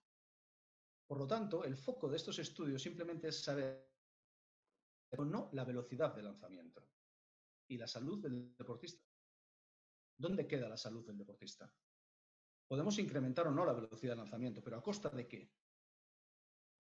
Simplemente lo que quiero que tengáis meridianamente claro es que en 12 semanas de estudio no se puede saber las consecuencias que puede tener a medio plazo para la salud de un jugador o de una jugadora. Por lo tanto, que no penséis solamente en el encabezado del estudio, que penséis que las conclusiones sí llevan a decir, haciendo este tipo de trabajo mejora la velocidad de lanzamiento, sino que tendréis que sopesar y valorar también qué repercusión tiene la salud de vuestros deportistas hacer este tipo de trabajo. Por lo tanto, esto no es un trabajo para todo el mundo, ni muchísimo menos, y con gente joven deberíamos de valorar mucho el llevar a cabo este tipo de trabajo de carácter secuencial sin la experiencia suficiente en el entrenamiento de fuerza que me posibilite llevar a cabo este tipo de trabajo. Por lo tanto, volvemos a lo mismo. Individualización. ¿Esto es seguro para todo el mundo? Tenemos que valorarlo a nivel individual y saber si mi deportista tiene la capacidad suficiente o este trabajo está adaptado a su capacidad para poder abordarlo desde una perspectiva de seguridad, eficacia y funcionalidad. Y aquí, si queréis, lo dejamos. Juancho, y las preguntas que queráis. Sí, entonces, ¿cuándo recomendarías la utilización de pelotas pesadas y ligeras? O sea, ¿cuándo? Me refiero, ¿qué experiencia tendría que tener el jugador o la jugadora? 1 año de entrenamiento de fuerza. Vale. Mínimo. Mínimo. O sea, nosotros más o menos tardamos entre 8 y 12 meses en llevar a un jugador a una situación de trabajo simple a una situación de trabajo de carácter secuencial. Si no tiene la experiencia para producir o para provocar la estabilidad suficiente con la fuerza suficiente y transferir esa fuerza de manera adecuada, yo creo que es un jugador que no está en condiciones de trabajar en una situación de tipo de carácter secuencial. Pero las condiciones del entrenamiento de fuerza, desde mi punto de vista, es que este tipo de trabajo, a priori, debería de haber una cierta experiencia en el entrenamiento de por lo menos 8 meses. Vale. Vale, si queréis hacer alguna pregunta, incluso podéis levantar la mano y así la hacéis verbalmente.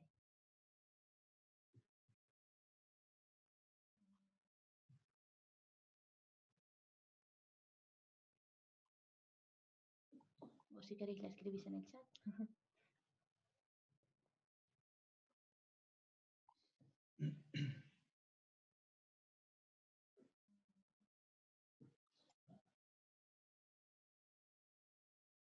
Por ahora no hay ninguna, Juancho.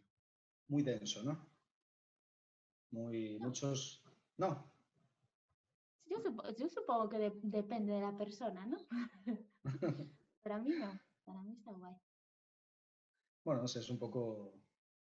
Bueno, hay mucha más tela que cortar con todo este tema, Claro. pero bueno. Bueno, en Pero por lo general, menos... salvo que... Vale.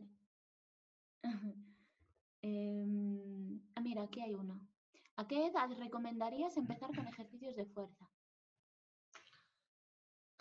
La gran cuestión. Pita. No, es la gran cuestión. Yo esto siempre lo he defendido. Cuanto antes mejor.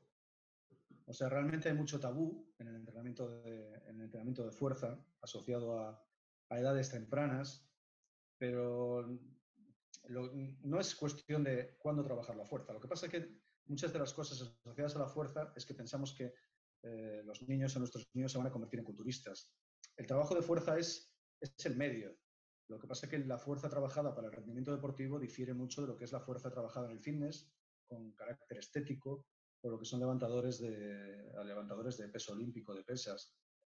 La fuerza hay que trabajarla siempre. De hecho, se están haciendo estudios con niños muy jóvenes, aquí en este país, a partir de 5 o 6 años, y los resultados están siendo absolutamente espectaculares. O sea, la fuerza se hace cuanto antes. Lo que pasa es que lo que cambia un poco es el modo en el que trabajamos esa manifestación, que va cambiando a medida que los niños van creciendo, van teniendo una maduración o un crecimiento evolutivo a nivel de maduración diferente. Lo que está claro es que cuando cualquier estructura, cualquier escuela, cualquier club deportivo, lo que tiene que tener en consideración es que en lo que es el proceso de desarrollo de un niño hay unos indicadores de crecimiento pico, de altura y de peso, que deberían de tener en consideración para saber cuándo aplicar con determinada intensidad unos sistemas de entrenamiento u otros. Y el que no conozca esto o el que se salga un poco de esto, realmente se está perdiendo algo en lo que es el entrenamiento con categorías inferiores. La fuerza, siempre. Cuanto antes, mejor. Cuanto antes lo apliques, muchísimo mejor. Hay un concepto en el entrenamiento deportivo a nivel de categorías inferiores que es el de fases sensibles. Básicamente es que hay momentos de crecimiento del niño que si no los aprovechas nunca vas a poder desarrollar posteriormente, aunque hagas un trabajo complementario, la misma capacidad que si lo hubieses desarrollado en ese periodo en concreto.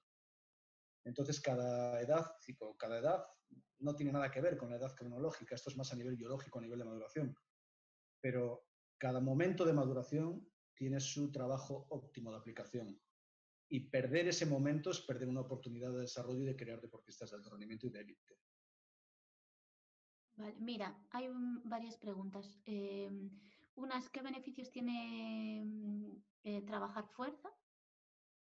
Sí, ¿qué beneficios tiene que trabajar la fuerza? Sí. Y después, bueno, tiene bastante relación la pregunta de Roberto. Con los problemas que hay en nuestro deporte, que entrenamos 2 o 3 días a la semana, 2 horas cada día, ¿crees que es posible que los entrenadores apliquen un programa correcto de entrenamiento compatible con el técnico? La primera pregunta, ¿qué nos aporta el trabajo de fuerza? Yo te lo voy a resumir en una palabra. Todo. Hoy en día, rendimiento deportivo es fuerza. Todo. Todo. Nivel de ejecución de movimiento, rangos de aplicación de movimiento óptimos, mejora de técnica deportiva, mejora de la fuerza a nivel condicional.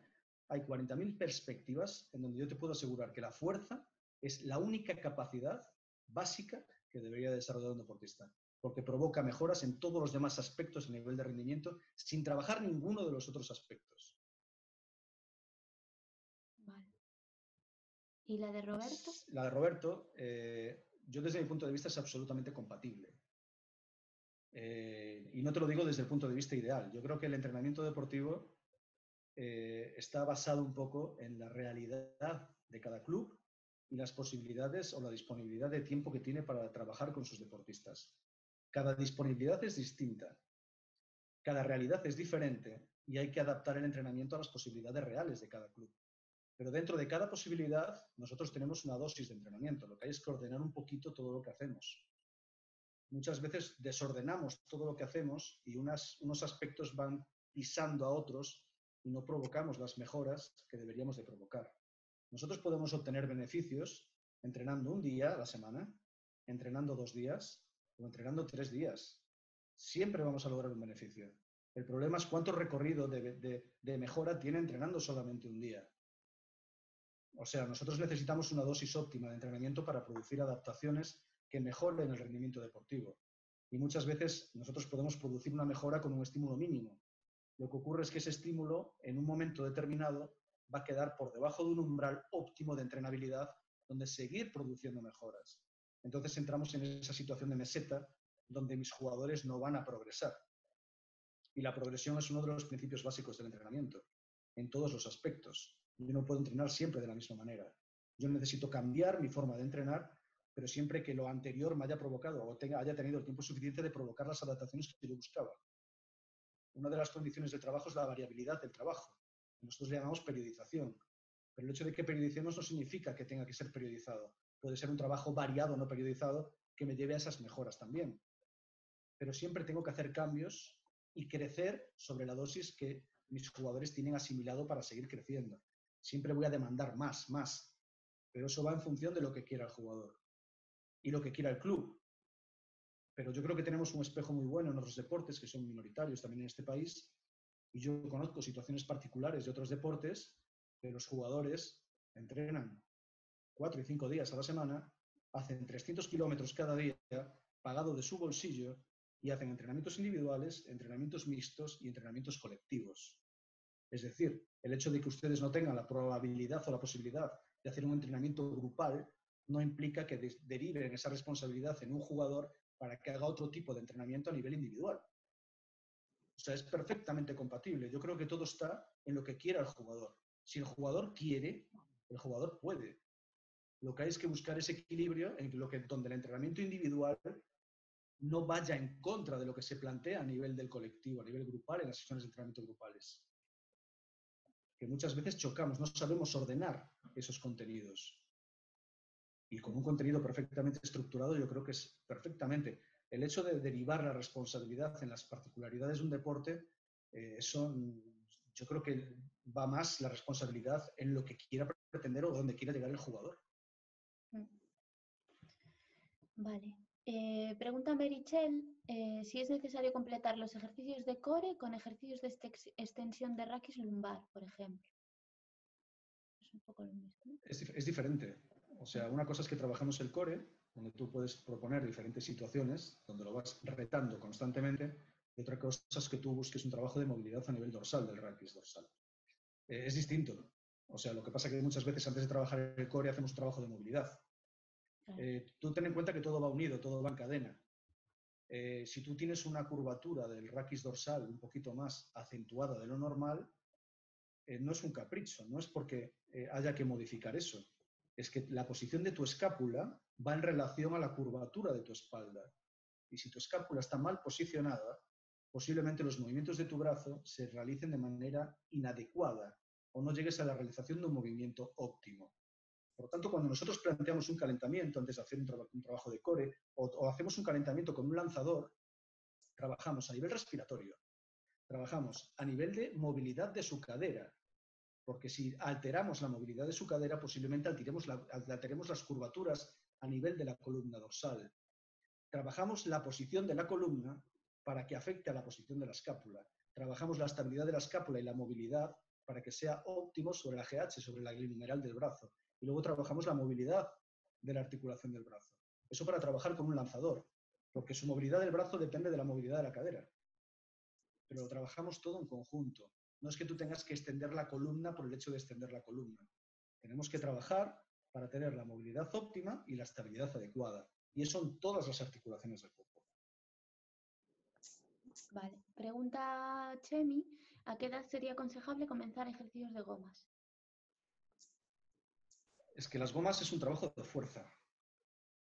Tú, cuando haces un trabajo de fuerza, créeme que tu cuerpo no diferencia si estás tirando de un tractor o si estás en una sala de musculación con barras olímpicas y discos de la marca X. Tu cuerpo lo único que identifica es que tienes una resistencia al movimiento. Da igual que sea gomas, da igual que sea pesos externos, o da igual que sea una polea cónica con trabajo isoinercial. Tiene particularidades distintas, tiene características diferentes, pero estás haciendo un trabajo de fuerza, orientado pues hacia un objetivo. Lo que muchas veces nosotros utilizamos en el béisbol o en el softball para el trabajo de gomas va muchas veces enfatizado a lo que es la activación de pequeños grupos musculares antes de que se produzca un calentamiento basado en el movimiento, que de otra forma no se activaría. Y por otro lado, compensar los posibles desequilibrios a nivel de estabilidad escapular que te posibiliten un adecuado alineamiento óseo que posibilite la realización de un movimiento de manera óptima.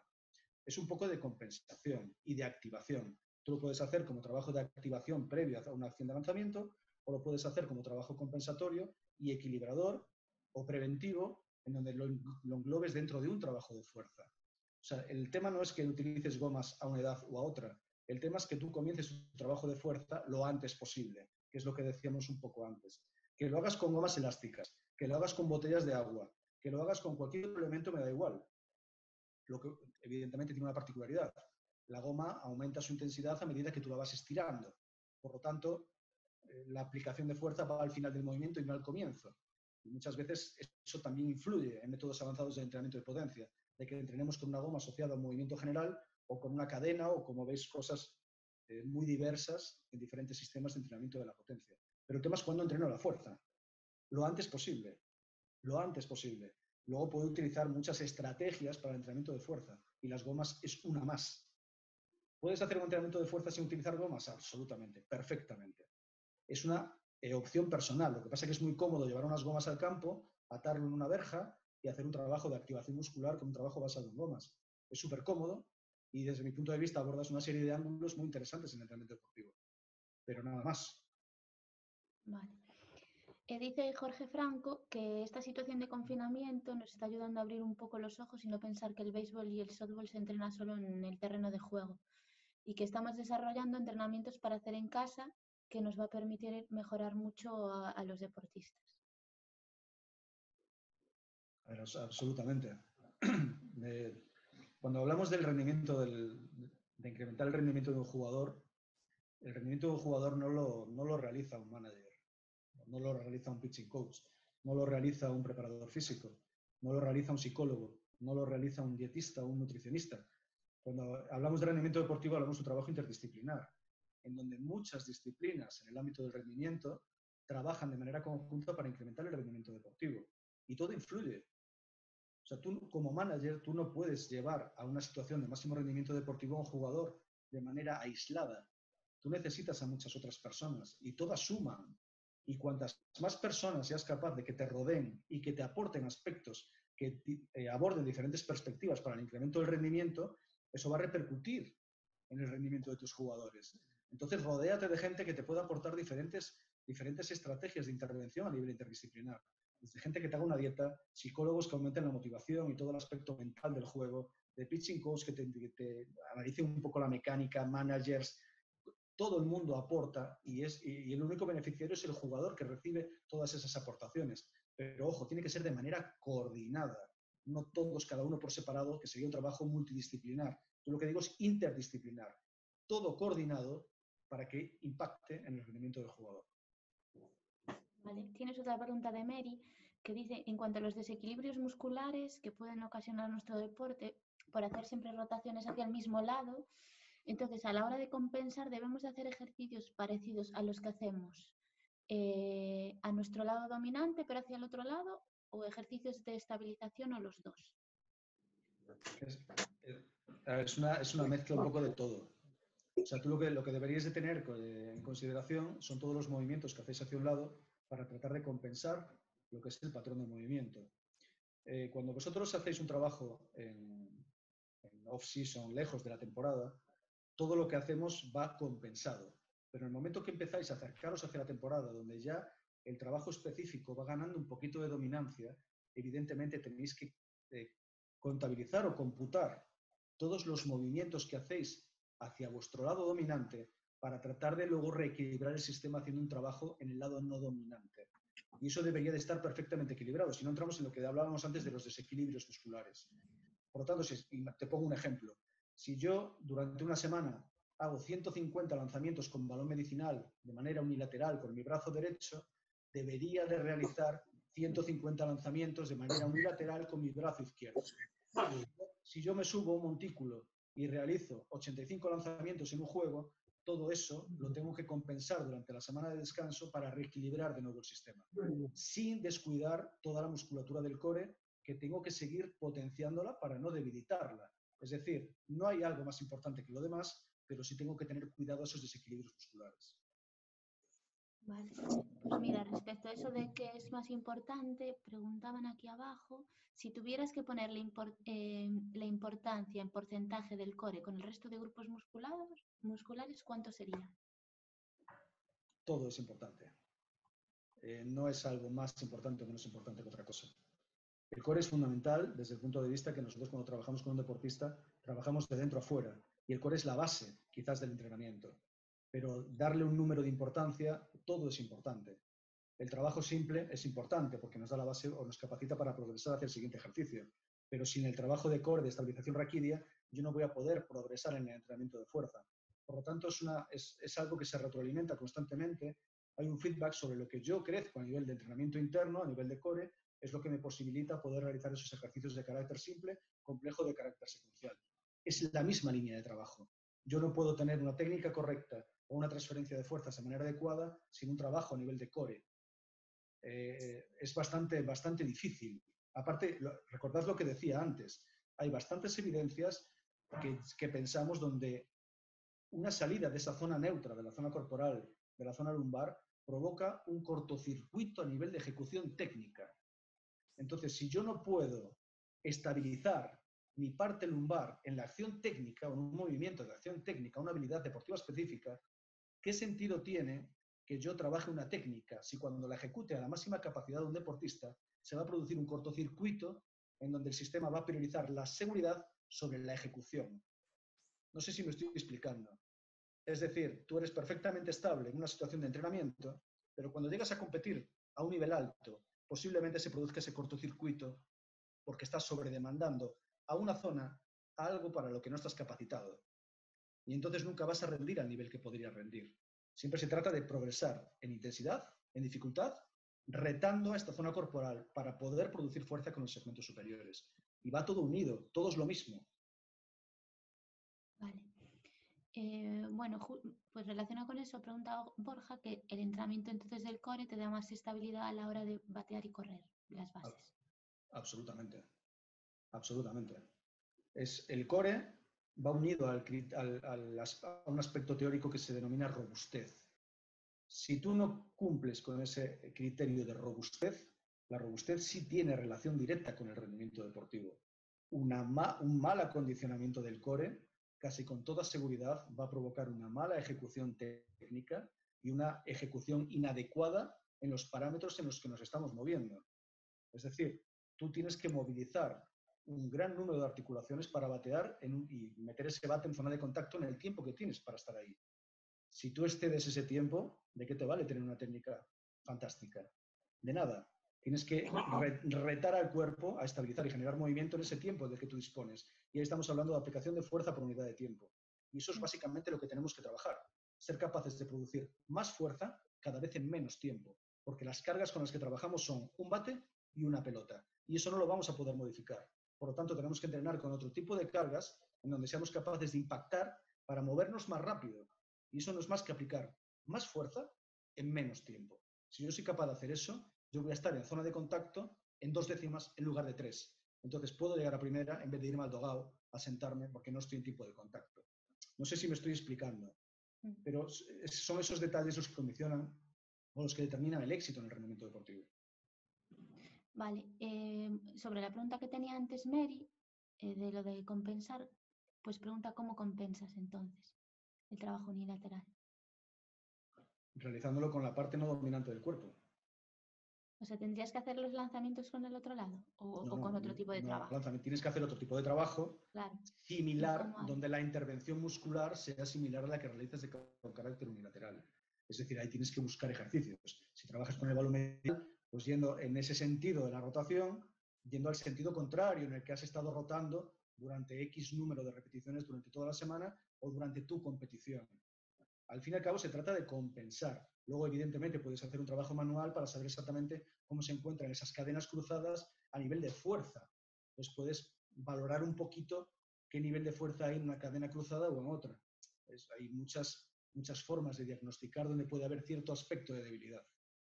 ¿Y con trabajo de gomas, Juancho? Por El ejemplo, core, una lanzadora al día siguiente. ¿con qué objetivo? No, no el trabajo de core, el hombro. Depende del esfuerzo al que haya sido sometida. O sea, nosotros lo que tenemos que tener en consideración es que cuando yo tengo un lanzador, se está subiendo un montículo y está haciendo un tipo de esfuerzo. Entonces, en base a ese esfuerzo, tú planteas un trabajo de recuperación, que puede ser muy variado, puede ser el mismo día, puede ser el día siguiente. Lo que no sé es con qué sentido tú harías un trabajo de gomas aplicado a qué. Eso es lo que ya no sé. Lo que está claro es cuando tú tienes un lanzador, aunque no hagas nada, a los 3 días metabólicamente ya puede estar medianamente recuperado. Pero lo que no va a recuperar en 72 horas son la movilidad perdida al hacer un X número de lanzamientos. Entonces, una de tus prioridades es recuperar la movilidad que has perdido en el momento que has salido de un montículo. Entonces, a lo mejor con el trabajo de gomas, bueno, pues tú provocas mayor irrigación sanguínea, oxigenas más, estás trabajando unos rangos articulares a los que te posibilita llegar, pero tienes que saber un poco con qué objetivo, con qué intensidad de carga, dentro de qué marco estás ubicando ese tipo de trabajo. Si es un trabajo regenerativo a nivel de recuperación, si es un trabajo de potenciación, cómo llegas a las últimas repeticiones de cada uno de los ejercicios, tienes un planteamiento tradicional, una agrupación en serie, estás haciendo un trabajo de otro tipo de planteamiento, qué fatiga acumulas en cada una de las repeticiones de cada serie. No sé, es que hay 1000 enfoques distintos de cómo hacer un determinado tipo de trabajo. Estás en temporada, no lo estás, has ido a un entrenamiento. Es que todo es muy cambiante, en lo que hay que tomar muchísimas decisiones.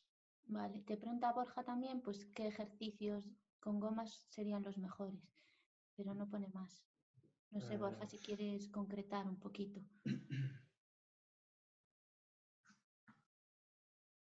Si no, también te pregunta Clara cuánto tiempo hay que trabajar la fuerza, si es bueno trabajar el core todos los días o perjudica. Es lo que decíamos antes. Tú tienes una dosis mínima, una dosis óptima y una dosis máxima. Entonces, en función de eso, es donde tú tienes un poquito que calcular,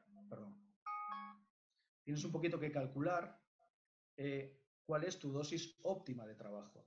Por el hecho de que tú trabajes todos los días, no provocarías una mejora adicional a lo que ya estás trabajando.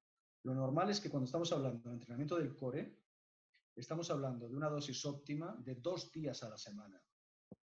2. Hasta un máximo de 3. Estoy hablando de 2 días a la semana en cada patrón de movimiento. Pero sería suficiente. El tema no es solamente el volumen, es a qué situación retemos al jugador a realizar ese movimiento.